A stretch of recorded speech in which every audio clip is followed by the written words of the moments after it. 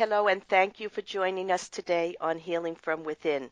I am your host, Sheryl Glick, author of The Living Spirit, which shares stories of spiritual awakening, spiritual communication, healing energies, miracles, and ways to find your true soul self. I am delighted to welcome Anna Raimondi, a like-minded soul-guided author of Conversations with Mary, who will offer her channeled readings from the Divine Mother, offering messages of love, healing, hope, and unity for everyone. Hello, Mary, and thank you for joining us today on the show. Well, thank you so much for having me. I'm delighted to be here. And as listeners of Healing from Within are well aware, my guests and I share our intimate understanding and love of universal energy as we seek to unify our spiritual and physical life needs for the purpose of creating a healthier, more satisfying personal and collective world community. In today's episode of Healing from Within, I reached out to Anna to have her as a guest on the show after reading an article in the newspaper about her new book, Conversations with Mary, as I wish to really read and share her story with you, my listeners. Most of my guests are referred to me by publicists, agents, or literary managers, and by those I believe in spirit who guide conscious creative authors to this show. Anna Raimondi is a motivational speaker, teacher, intuitive and psychologist, and certified hypnotherapist, grief counselor, and spiritual counselor. Part of her mission in life appears to be to give others the tools they need to live their lives in joy while following their soul mission. We will discuss today the channeled messages of Mother Mary, which offers insights into the nature of the soul, prayer, what happens when we die, and also thoughts on reincarnation. The messages Mary shares, gathered over the past year, goes beyond any religious affiliation and is an affirmation of our soul, unified and interconnected universal life energy. The messages for me as a medium and healer in this book, Conversations with Mary, reflect a vibration of truth and graciousness that I immediately recognized as divine and authentic, and which at intervals brought me to tears of joy. And I always love to ask my guests to think back to an earlier time, perhaps in childhood or teenage years, and remember a person, place, or event that may have happened that may have been an indicator of the adult they would become or the life path they would embark on. So please think back for a minute. Okay, well, I am a born medium, so I have been communicating with those from the other side since birth. And as my life went on, I was able to be with people who were able to help me or help my gift evolve. So from a very young age, I was kind of the adult I was going to be today. I mean, I've segued. Yes. I went into business. I have an MBA. But that was me. And that was the me I always remembered. That was the me with the happiness in my soul. You know, over the years, I have often met many Marys and Anns as I have come to know that we are all related past this time, in this lifetime, in this human life, to connections and events of the past and time and space and spiritual leaders, teachers, and loved ones who are with us as we struggle to understand our human concerns and sort of remember our divine soul connections united to all that it is. And like you, Anna, I was a sensitive or indigo child and had to come to terms with my intuitive healing and mediumship as my family and early life experiences didn't add to it or understand or value these sensitive gifts of energy awareness. So in later years, I was very fortunate. My family did. Yes, I know from the book they did. Yeah, in my soul, choosing who was going to be my parents, and no family is perfect, but they were really able to accept it and move me ahead. by some of the things they were involved with, and allowing people to come to the house and speak with me so that I could bring them messages as a girl. Yeah, well, I didn't have that. But it's funny, in later years, after a mystical visit from my grandfather the night before my father passed, and he said to me I had to write something for my father, and I had no idea what that was about. And the next day when I found out my father had passed, I wrote his eulogy. So that reawakened in me and piqued my curiosity, and I have spent the last 20 years doing this work and writing my books and helping as many people awaken to the truth of what life is. And whenever it happens, however, our journey is sort of set. Nothing's random. The people we're meeting, the events that are happening are all part of the bigger Mm-hmm. connectedness of life. So it's okay. There's nothing ever lost or gained. It's all happening perhaps in the past, present, and future happening all at once in this energy of life. But let's go to, though you have received guidance all your life from Mother Mary, why do you think in the year before your book, Conversations with Mary, was published, she chose to answer many questions that concern us at this challenging time in human history? So tell us Well, about when I that. asked her that, I out and out asked her that, like, why now? And she said, because we're finally ready as souls to accept it.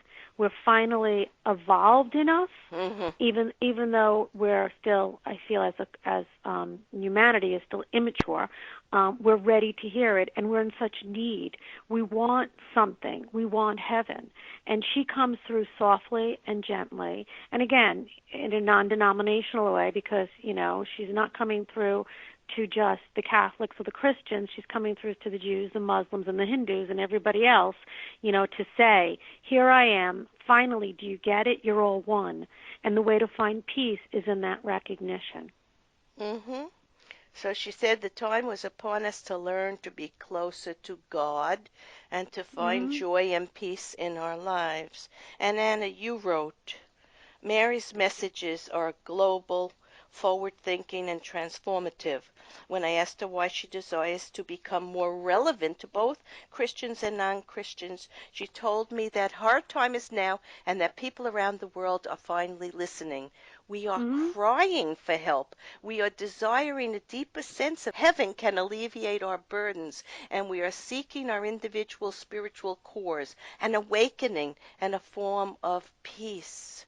So there doesn't need to be any more boundaries between people. There needs to be a Mm-hmm. unification and acceptance of people just as they are, without without expecting them to be more, because we're all on our paths and we're all learning things at different times and in different ways, and it's all okay. And that moves us past blame and guilt and the ego and our thoughts of reality into an understanding that we're very much more than the physical body Mm-hmm. and this physical world. And that's why I agree with you. It is time. We are ready, and many things are happening. So tell us more about the immortal nature of the soul and the lessons along each soul's journey from immaturity to spiritual illumination, because Mary spoke to you about this quite a bit, and I kind of enjoyed, because I've always thought about the immaturity of the soul, and I would like to see more maturity there, not just in the physical growth of a person from childhood to adulthood to old age, but in the soul. So tell us about that. Well, we're souls. This what we see with people, what we perceive, the skin and the color of the hair and the color of eyes Hmm. is all very nice. But underneath it all is really what we're about, and our souls come here to fulfill their missions, to walk on their paths. Unfortunately, human nature is composed of a very big part of ego and the fight for supremacy, which Hmm. gets in the way individually and collectively, on every level. And the soul really just wants to be here and to love and to heal itself and to heal others. That's what the soul is here to do. It's an extension of the vibration that is God, because God's not female or male. No. It's a vibration of love. So the soul, as an extension of that, comes here to love and to, learn what it hasn't learned in previous incarnations, just to kind of get it right now so that it someday can be as perfect in that love as possible to be in the realm of love forever.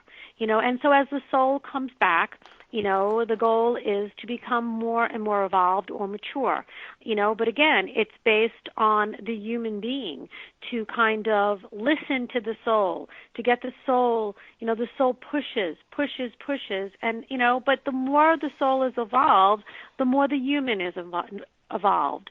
And so hopefully someday we will all be in that place. And when we are, No doubt about it. It doesn't matter. The world will be much better. There's no time. There's no time. There's no space. There's only the reality of eternal life. So the soul, you wrote this. Well, actually, you channeled this from Mary. The soul holds the energy and vibration of God. The soul is that which yearns for God because it knows God. The human soul is the part of you that is not physical, yet it represents the majority of who you are and why you're here to have a life.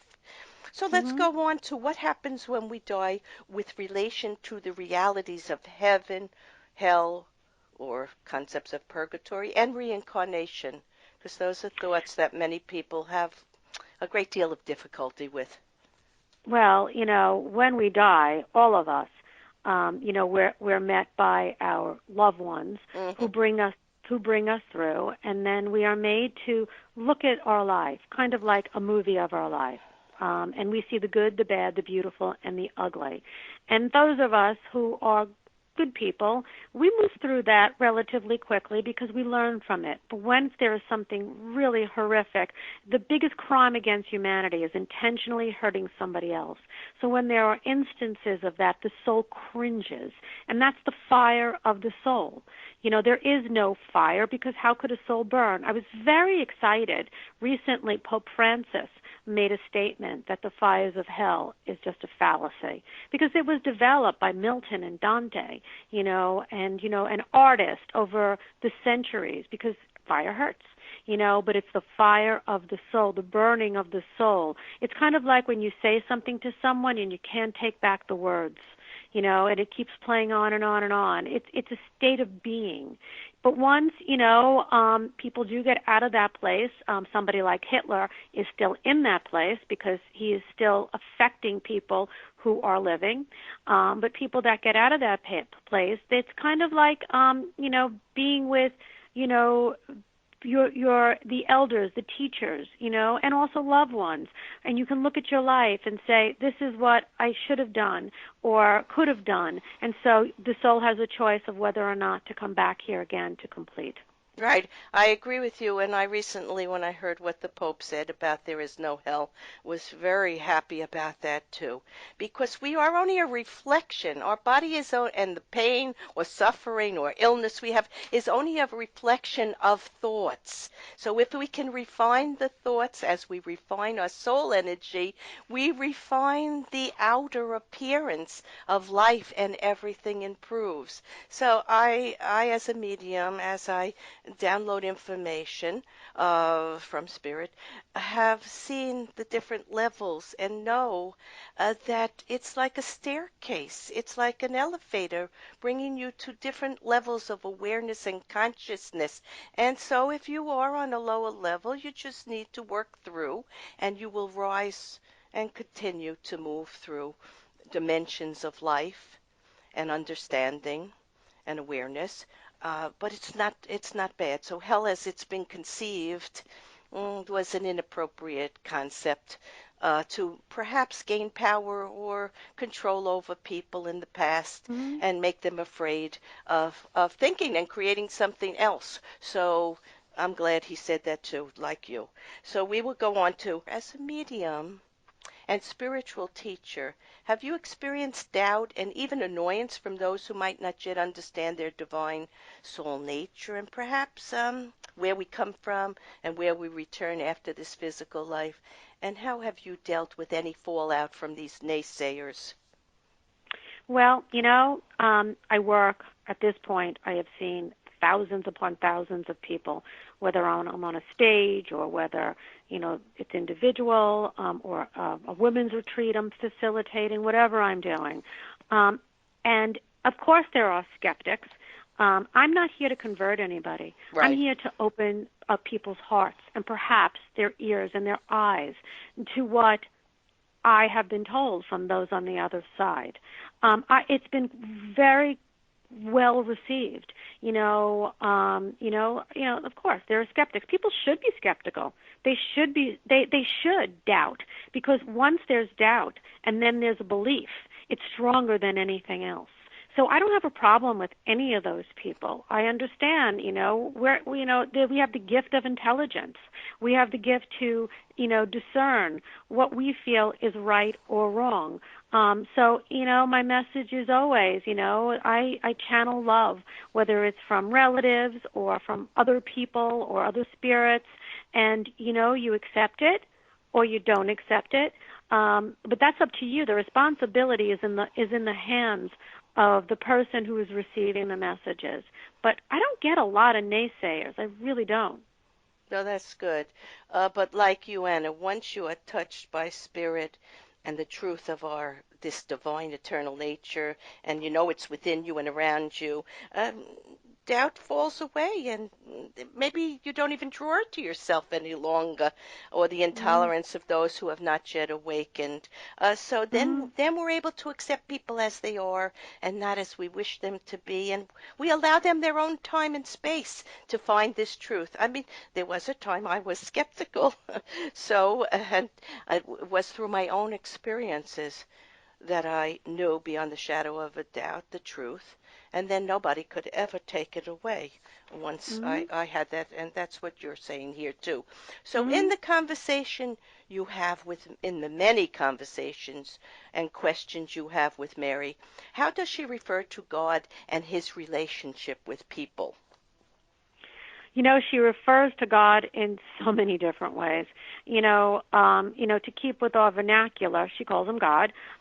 We need a pronoun, so it becomes a male pronoun. Again, but there is no gender. There are no words. Mhm. God, she calls many times in the book the energy of love, the vibration of love.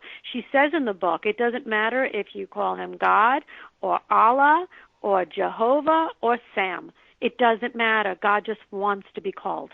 Okay, whatever you want.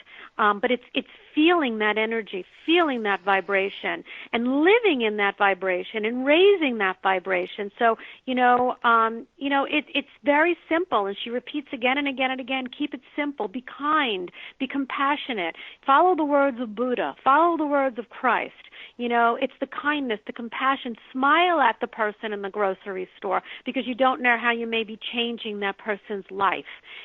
Over and over again, she says, be loving. Be an expression of God's love to all people. And that way, we will all find that inner peace and outer peace, because we'll be spreading it, Absolutely. across Yeah, the board. and she repeats over and over in the book that we are all her children, regardless of our religion or spiritual Mhm. belief, because she's the universal mother of humanity, and her mantle Mhm. is wide and open, and she wants all people to Absolutely. say, I love that. And, it's also her hope that readers will perform the meditations after reading the chapters and enter a state of grace and closeness to her. But Mhm. in my own book, The Living Spirit, I responded to the trueness of love for God as the kind, compassionate, loving energy of creation. And I wrote, as in any challenging life situation, practicing meditation and prayer and asking Spirit for help during that silent time will help to learn about your life plan, opening the way to a personal understanding and interpretation of what is needed for achieving a life of joy. In continuing our quest for personal truth, along with our goal to hear the whispers, experience beautiful thoughts, and sense the feelings of peace that reside in our soul and body, A pleasant feeling of cooperation between body, mind, and soul can be achieved to bring about a future reality of substance, because spirit gives us all the time in this world, in this life and other lives and beyond, to find our greatest means for developing levels of infinite love and healing. And that's part of also Mother Mary's message. That Well, what she says is a little bit different because she doesn't really say to ask. She says to claim. So it's an act of faith by saying, "Thank you, God, that my soul has evolved. My soul is evolved." Claim it in faith. Recognize that we are worthy and we are so loved by divinity that everything we want is right in front of us. It's right here. She also talks about with prayer. It's so easy to pray. It's so easy to just say the words, live the words. Look at your life as a walking, living prayer. Not just, I'm going to pray, I'm going to put it in God's lap, and then, I'm going to receive. well, More than that. And when I say pray, I mean talking personally to Mother Mary, Spirit, God, your angels, whoever. Absolutely. It's not But living in it. exactly asking. Yes, it is living and is being respectful of your own path and other people and their level of development, and just the love of life and being. And that way, you're talking. You're just having a personal Hmm. conversation. It goes beyond religion and goes beyond formal prayer, and it goes beyond being in a group and limiting yourself to one way of thinking. It goes beyond this time and place to being eternal and being closer to God. But what she also says is that no judgment on Yes. people who are religious, because the prayers of religion, as long as the religion is based in love, has a vibration. And so if, communicating with God directly, of course, I like to do it that way, but other people, they like to say the prayers of the religion because there's a vibration to the prayers that makes them feel closer. And she says, no judgment, no judgment. People want to pray in community, that's great. You want to pray on your own and talk, that's great too. Whatever you do, just come to God. Just go to Yes. God. She wants us to lead us to the source of who we are and what we're about and what we yearn for. However you find it is perfect. Mhm. Many paths to find yourself, your soul, to find your destiny, your life purpose, and to find love and compassion, and to find spirit. Much time and many ways to do this. Now, Anna, tell us how Mary comes to people and why. Well, she comes to people to help them find God. She wants to bring them peace. She wants to nurture. She wants to help them heal. And in coming to people, either when they call her or she in some way is appearing to them, or they're feeling her, is her mission. She's a messenger of God, and everything she does is within her mission. She's been appearing to children and to poor people for centuries because they're innocent and they're simple and they don't question. Mm-hmm. Now she's appearing to people all over the world of all different walks of life. I ask her, there's people who say, they see Mary in a sandwich. Is that true? And I think most people would laugh at that. And she said, well, why not? Why can't it be true? You can find me any way you want because I'm always in front of you. So she doesn't want people to, question whether or not she's around them. She's completely around them. The angels love music. They love the music. She comes through also in the music with the angels. She comes in with a legion of angels. I mean, there's an army of angels around her. She comes in with the angels. She comes in softly, but persistent. She wants to say what she wants to say because she wants to save us from ourselves. From our fears, yes, and our Mhm. limitations, because fear blocks her and God. But I want to tell you a very personal story. Many years ago, as an energy worker and a sensitive, I was so sad to see such damaging behavior. There was someone around me who was making life hard for many people around me every day. And one day there was an episode that was just so disturbing that I was actually physically shaking. And I went into my room and I put on some music and I got very quiet and I tried to meditate. And I was crying actually. And suddenly I felt Mother Mary at my side, and in my inner vision, I saw her go up in a blue, I didn't see her face, but I saw a blue shawl over her, and I sensed her calmness and beauty. And she said to me, "I'm so sorry for your suffering. It will be taken out of your hands." And I knew I needed to let Spirit work out the problems of the people involved around me, and I was able to feel calm and loved and restored. So I believe she comes even sometimes when not asked or expected, when Mhm. it's necessary, Yeah. and I learned a great deal from that interaction at that moment. I learned to surrender and maintain my faith no matter what was going on around me, because I had that, but I still had suffering from seeing people act badly. So, what do you believe Mother Mary wishes us to take away after reading Conversations with Mary? She wants us to know that there's hope. There's hope for this world. There's Yes. hope for ourselves. There's hope for our communities, for this country, and globally. There's always hope. And that God is on our side. That God does not want us to fail. God wants us to live in abundance and peace and love. And in finding that peace and love, we have to turn away from some of these horrific things that we do. The fight for power. What's Mm, power? In the end, we die, and we're not in power. The fight, the worship of things. I ask her in the book. I like nice things, and she says it's fine to have nice things, just not to worship them. mm, There's you worship the Creator, you worship the Source. But we get so caught up in that, and it's like the killer instinct comes out to be better. And she wants us to step back and say there never will be the better, the best is God. And so to keep our eyes on God, and that's where we're going to find our happiness. That's where it's going to happen. But it can start in this world. We don't have to wait, until we die. It no. can start here.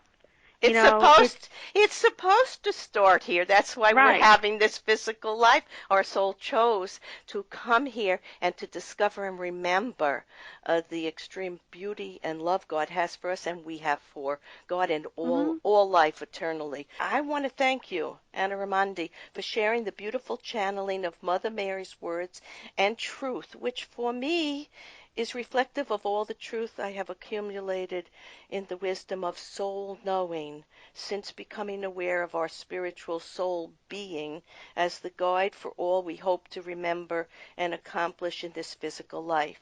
To read the beautiful words that may open your heart to spirit and eternal love, go to annaraimondi.com. In summarizing today's episode of Healing from Within, we have discussed the messages of Mother Mary, messages of love, healing, and unity for everyone.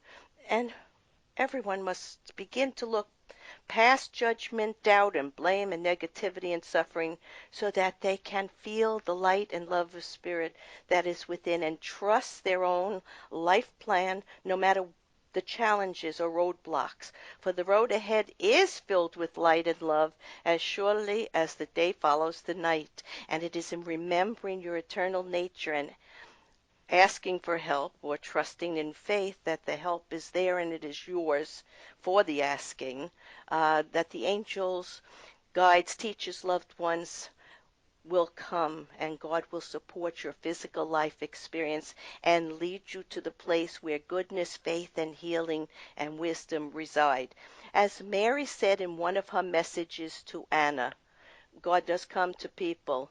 Many people hear God and feel the overwhelming presence of love that pervades.